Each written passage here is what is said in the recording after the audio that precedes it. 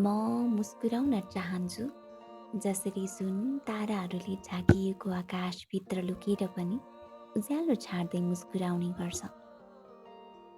म बोल्न खोज्छु तर शब्दहरू थाके जस्तो गर्छ।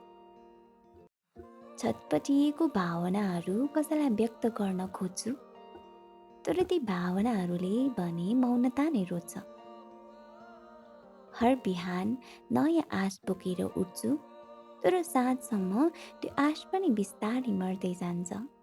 घाम अस्ताए जसरी नै शान्त तर थकित भई। मन खुसी छैन तर म भने अति खुसी देखिन्छु।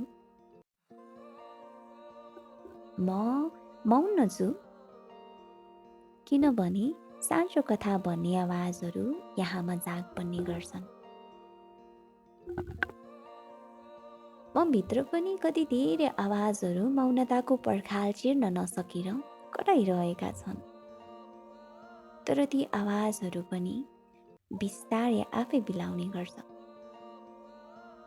खुसी हुन मन नभएको होइन तर खै किन जिन्दगीले कहिले हाँस्न नै सिकाएन। खाली हातले खुसी समात्न खोज्छु बिरानो हावाले झिकेर लगिदिन्छ। तर मलाई खुसीको पछाडि दौडिन हतार छैन। म त अब पीडालाई पनि प्रेम गर्न सिक्दैछु। हो, म पीडालाई पनि प्रेम गर्न सिक्दैछु।